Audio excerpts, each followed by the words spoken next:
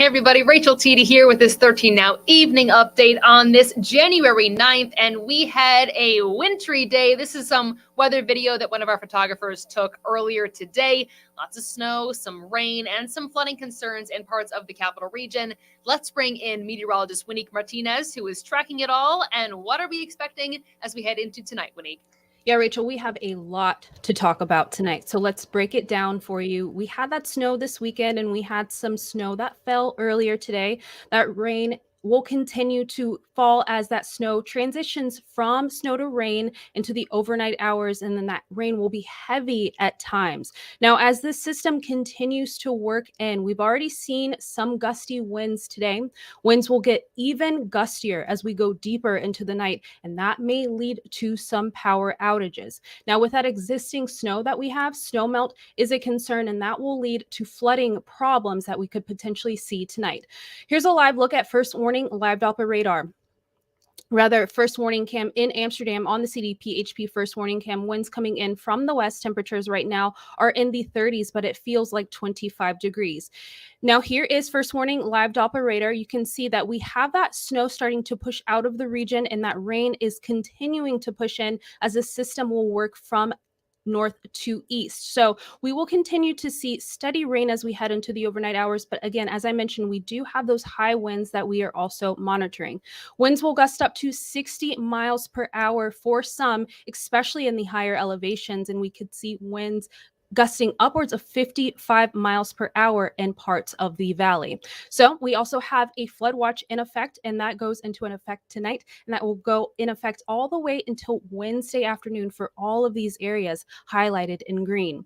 Again, power outages are a concern as we go into the overnight hours, so we could see some downed tree limbs, and that could lead to some power outages tonight and possibly early tomorrow morning. So here's a look at these rain chances. You can see rain will be heavy and steady as we go throughout the overnight hours and as we go to the early morning hours tomorrow. Wind gust speeds, again, we are going to have those gusty winds, especially into the overnight hours, winds gusting up to 60 miles per hour around midnight, and we'll still see those gusty winds as we go throughout the day tomorrow. So this power outage risk graphics is popping up again, but again, we are expecting those concerns as we go throughout the evening. So I think my graphics are glitching at the moment, but again, we are tracking a few concerns as we head throughout the overnight hours, and we will continue to keep you updated. All right, Winique, thank you so much. Let's take a look at some of our top stories here tonight. Firstly, prospective jurors spent the day in Washington County Court. This was day 2 of the shooting trial of Kevin Monahan, and he's the Washington County man accused of shooting and killing Kaylin Gillis in his driveway last April. Monahan is charged with second-degree murder. Prospective jurors have been meeting with the judge, the prosecution, and the defense teams to discuss any conflicts that may interfere with their ability to serve on this trial and be an impartial juror.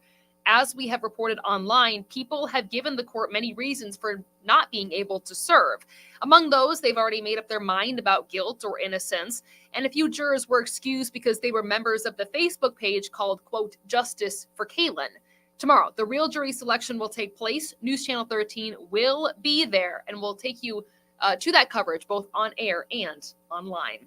Also happening today, Governor Kathy Hochul shared her goals for New York in the next year. She gave her state of the state of New York is strong. Stronger today than when I became governor. In that address, the governor took direct aim at housing, mental health, and crime. Hochul is scaling back on last year's proposal to build 800,000 new homes across the state, saying she believes the housing shortage remains a top-level crisis. She's also, again, making mental health a focal point of her agenda.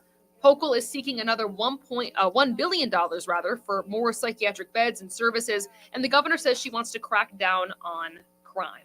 Finally, tonight, a 13-year-old is now facing charges after a loaded gun was allegedly found in their school locker. The weapon, a loaded 9mm semi-automatic handgun. Police tell us the handgun was found at Oneida Middle School in Schenectady around 2 o'clock on Monday. Schenectady police say situations like these do happen from time to time, but it's a rare incident, and they say when guns are found in school, they do respond immediately. Coming up at 9 and 11, more on your top stories. Plus, I'll have your forecast at 9 o'clock. Winique will have it at 11. Team coverage as well as Taniqua Penix will be outside monitoring the conditions and talking about what National Grid is doing to prepare for the expected outages, as well as the Department of Transportation talking about keeping those roads clear. We'll see you live at 9 and 11 o'clock.